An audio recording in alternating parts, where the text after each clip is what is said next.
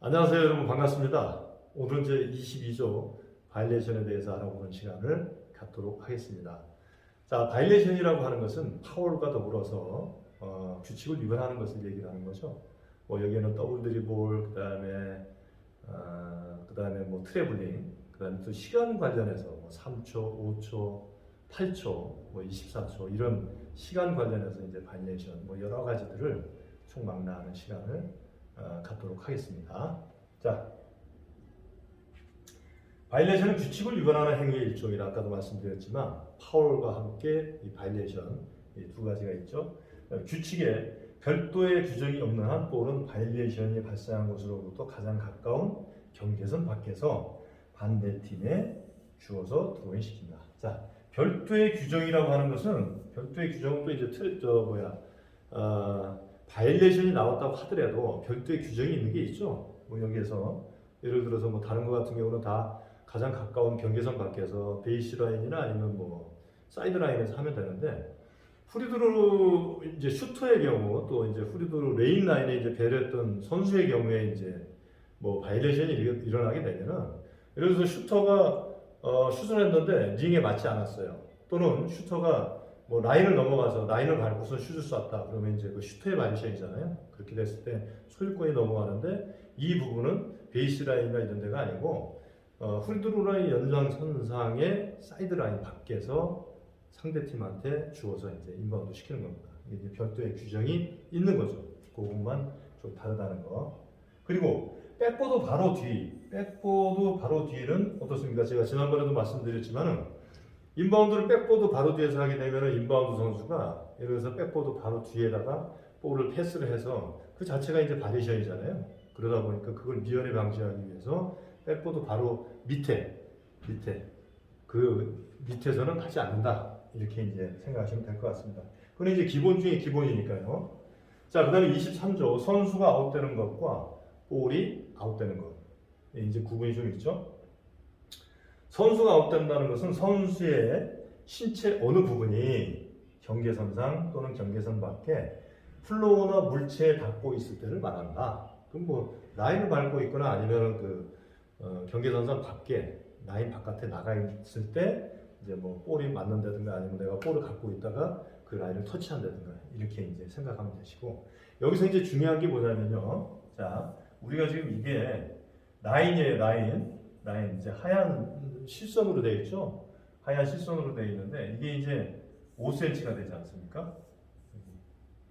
5cm. 이 5cm는 뭐냐면 여기가 이제 코트라고 보면 여기가 코트예요. 여기가 코트라고 그러면 코트는 여기서부터 해요. 그리고 이 부분은 전부 뭐냐면 아웃 오브 바운드라는 거죠. 아웃 오브 바운드. 그죠? 그러면 바깥에서 이만큼을 밟는 거는 괜찮은 거죠. 그죠? 그런데 이 코트 안에서 이렇게 라인을 밟았다. 라인 조금이라도 이걸 밟았다. 그러면 이건 뭐냐? 바리에이션이 되는 거죠. 이 구분 제 유튜브에 또 들어가면은 거기에 이제 확실하게 나와 있으니까 그것도 좀 참고하시고요. 자, 그리고 볼은 다음과 같은 때 아웃된 것으로 간주한다. 경계선 밖에 있는 선수 또는 그 외의 사람에게 터치됐을 때, 그 다음에 경계선상 이거는 뭐 라인을 얘기하는 거고요.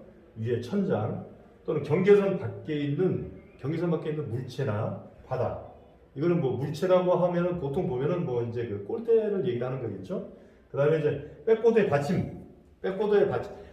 받치고 있는 그 수직, 지지대 뭐 이런 걸 얘기를 하는 거고요. 그 다음에 백보드 뒷면, 아까도 말씀드렸지만 백보드가 이게 앞면이다 그러면 뒷면에 볼이 맞았다. 그렇게 되면 이건 이제 바리에이션이 되는 거고.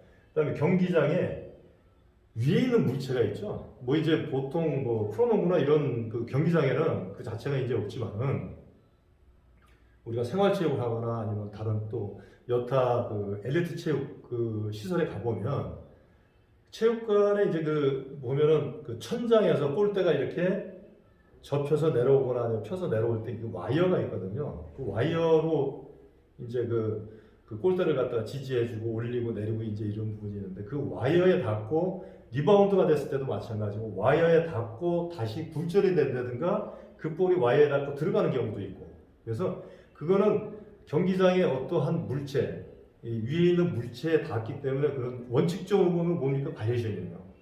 근데 그걸 그냥 뒀을 때, 저거 뭐 별거 아니라고 생각해서 그냥 뒀을 때 그 볼이 내가 리바운드 잡을 수 있는 기회가 있는데 다른 데로 굴절이 됐다든가 아니면 그 볼이 뭐 다시 들어가 버렸다든가 이렇게 되면은 문제가 크지 않습니까? 그래서 거기에 볼이 닿게 되면 그거는 바로 콜을 해가지고 바이레이션 선언을 해줘야 된다. 이런 말씀 드리고 싶습니다.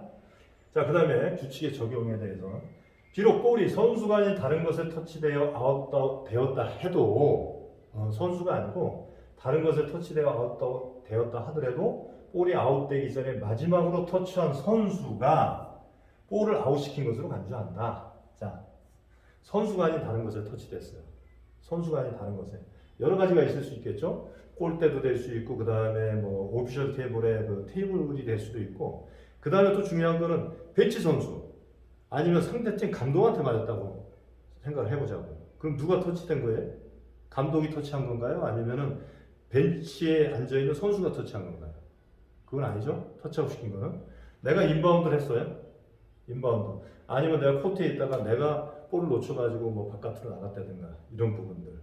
그래서 이런 부분들에 있어서 그 선수 마지막으로 터치했던 선수가 터치아웃 시킨 것이다. 그리고 이제 이 부분이 이제 밑에 나옵니다. 만일 볼이 경계선 바깥 또는 경계선상에 있는 선수가 터치하거나 그 라인을 밟고 있거나 아니면은 코트 바깥에 나가 있던 선수였었어요. 터치되어 아웃이 되었던 그 선수가 볼을 아웃시킨 것이다. 이 선수. 이 선수라고 하면은 여기서 이제 다시 한번 용어 정리를 하자면은 선수라고 하는 것은 코트에서 뛰고 있는 10명의 선수들을 얘기하는 겁니다. 10명의 선수들. 그리고 그 외에 뭐 교체 선수도 있고 벤치 선수도 있고 이렇게 되죠. 이제 그 앞에는 뭔가 선수 외에 다른 걸로다 또 붙여야 되죠. 그죠? 그럼 그냥 선수 그러면은 코트 내에서 뛰고 있던 그 경기에 참여하고 있던 선수들 10명을 얘기한다. 이렇게 이제 여러분들이 아시면 되겠고 여기서 중요한 게 뭐냐면 내가 예를 들어서 인바운드 시키는 선수예요. 내가 A팀이에요.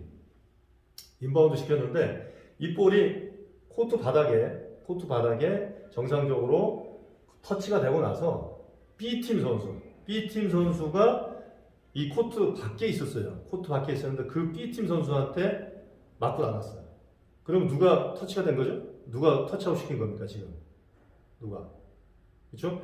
볼이 아직 코트 바닥에 닿기 전에 그러니까 그 코트 밖에 바닥에 닿기 전에 안에 맞고 그 선수한테 터치가 됐으면 B팀 선수가 일단 터치아웃 시킨 거죠. 그러면 여기서 중요한 게 있습니다. 여러분들한테 한번 물어보겠습니다. 자, 내가 이제 A팀인데 인바운드 시켜가지고서 코트 안에 맞고 그 다음에 B팀 선수를 맞았어요. 코트 밖에 있는 B팀 선수. 이때 다시 A팀한테 볼을 줘야 되잖아요. 그죠? B팀 선수가 터치아웃이니까 이때 인바운드를 어디서 해야 됩니까? A팀이. 생각을 해보시죠. 자, 합법적으로 코트 내에 있는 선수한테 맞지 않고 코트 바깥에 있는 선수한테 맞았단 말이에요. 그러면은 코트 안에 있는 선수한테 맞지 않았기 때문에 그거는 어떻게 다시? 그렇지 않습니다.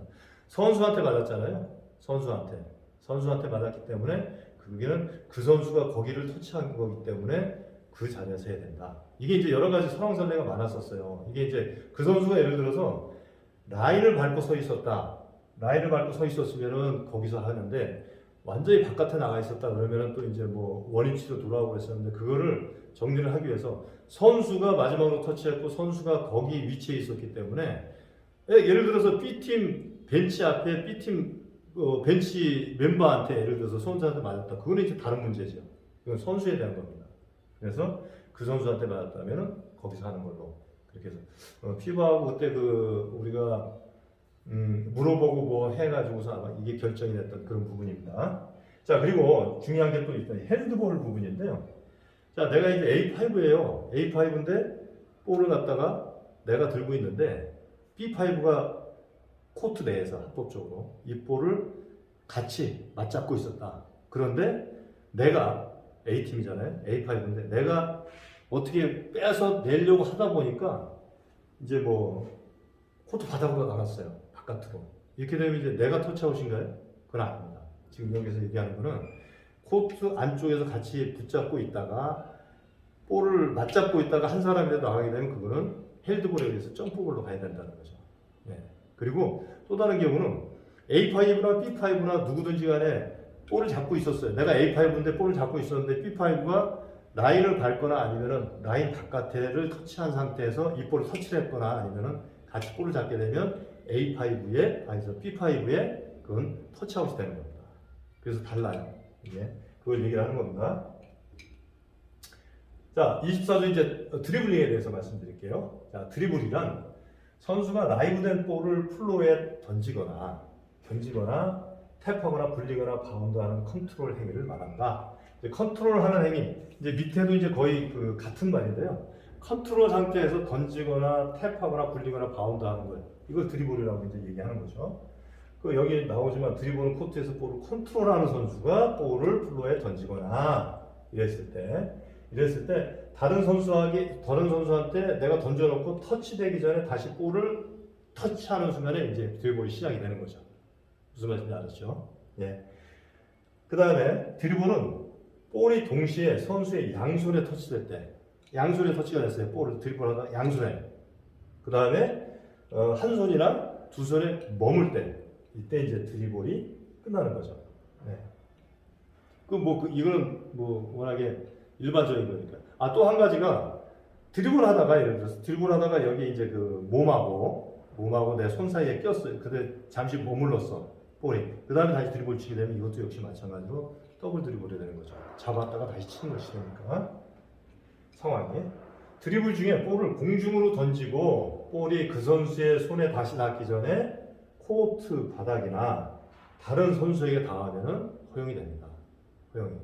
여기서 이제 제일 중요한 게 뭐냐면 에어 드리블이라고 해서, 예를 들어서 내가 볼을 공중에다 던져놓고 다시 달려가가지고 다시 이 손으로 잡거나 아니면 이 손으로 잡아가지고 다시 드리블 치는 거는 이제 트리블링 바리에이션이 되는 거죠. 이 부분에 대해서는.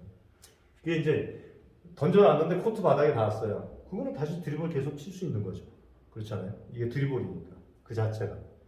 던져놨다는 거는 일단 드리블이 됐잖아요. 근데 내가 터치를 해야지 그게 드리블이 되는 거잖아요. 던져놓은 거로서는 드리블이 아닌 거예요. 아직은. 그죠? 터치가 됐을 때 드리블이 이제 형성이 되는 거죠. 볼이 선수의 손에 닿아 있지 않으면 그 선수는 제한 없이 스텝을 움직일 수 있다.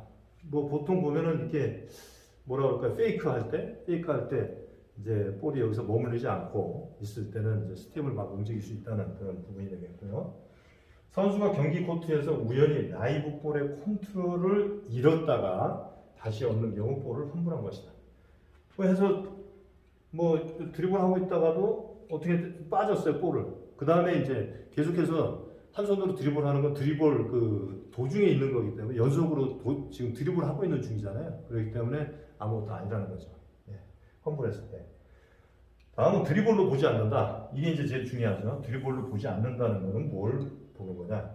연속적인 야투를 했어요. 야투를 했으면은 그 야투했던 볼이 링에 맞지 않았다고 하더라도 그 볼을 다시 잡을 수 있다는 거죠. 야투를 했으면 그 볼을 다시 잡아서 다시 드리블 칠 수도 있고 패스할 수도 있고 여러 가지 픽웃을 할 수도 있고 이런 부분이 됩니다. 드리블의 시작이나 끝에 볼을 험불하는 거 있잖아요. 드리블을 하려고 했는데 험불했다거나 아니면 드리블을 이제 끝나고 나서 잡으려고 하는데 험불했다거나 이런 부분은 다시 드리블을 보지 않고 다시 가서 잡을 수 있다는 거죠. 그렇죠? 그 다음에 다른 선수 근처에서 볼의 컨트롤을 얻기 위해 볼을 탭하는 거.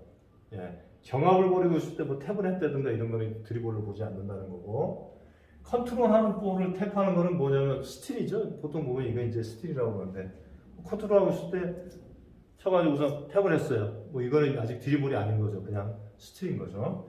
그 다음에 패스를 쳐서 볼에 컨트롤을 얻는 거. 이게 이제 패스. A하고 A1이 A2한테 패스를 할 때 그걸 갖다 내가 이제 인터셉트를 했단 말이에요. 이랬을 때. 물론, 인터셉트도 이렇게 해서 볼을 잡아버렸다 그러면 이건 이제 컨트롤인 거죠. 근데 쳐놓고 그 다음에 다시 가서 잡아서 다시 드리블 치는 건 아무 이상 없다는 거죠. 이게 이제 드리블이 아니기 때문에 트래블링 바이올레이션에 유배되지 않고 볼이 코트에 닿기 전에 한 손에서 한 손으로 토스하거나 또는 한 손이나 두 손에 머물도록 하는 거, 이런 부분들. 트래블링 바이올레이션이 유배되지 않고, 예를 들어서 내가 잡으려다 놓치고 이러면서 양손으로 했단 말이에요. 그런 경우가 한두 번 정도 내가 본 것 같아. 한 세 번을 갖다가 잡을래다 놓치고 잡을래다 놓치고 잡을래다 놓치고 이건 뭐 트래블링 바리에이션도 아니고 드리블도 아닌 거죠. 그죠? 이런 상황을 얘기를 하는 겁니다. 그 다음에 볼을 백보드를 향해 던지고 나서 다시 컨트롤하는 거예요. 백보드를 쳐놓고 나서 다시 컨트롤했어요. 그 다음에 뭐 패스해도 되고 슛해도 되고 뭐 덩크해도 되고 뭐 이런 부분들 이거 이제 드리블이 끝난 상태에서 했느냐 아니면 드리블을 시작하기 전에 했느냐 이런 부분인데 일단 백보드에 던져놓는 거 그리고 바로 움직이지 않고 백보드에 던져놓고 뭐 이렇게 다시 잡았을 때 이런 부분은 뭐 아무것도 아닌 거고 그 다음에 드리블 치고 나다가 그 다음에 백보드에 던져놓고 그 다음에 다시 잡아서 덩크하는 거 이런 건 다 허용이 되는 부분입니다. 자, 규칙으로 볼게요. 선수는 경기 코트에서 다음의 사이로 두 번의 드리블 사이에 라이브 볼의 컨트롤을 잃었을 경우를 제외하고는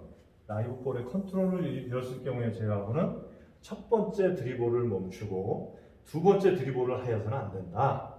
이거 외에 야투를 위한 슛이나 상대편이 볼을 터치한 경우 패스나 펌블이 다른 선수에 닿은 경우를 제외하고는 첫 번째 드리블을 멈추고 두 번째 드리블을 했다. 그러면 이제 그게 더블 드리블이라는 얘기입니다. 네. 이렇게 해서 드리블을 오늘 알아봤고요. 그 드리블 같은 경우는 이제 트래블링하고 또 이제 같이 연결되어 있기 때문에 아마 그 다음에 나오는 이제 25조에 이제 그 트래블링하고 아마 연계돼서 여러분들이 아마 이제 생각을 좀 하셔야 될 것 같습니다. 여러분 고맙습니다.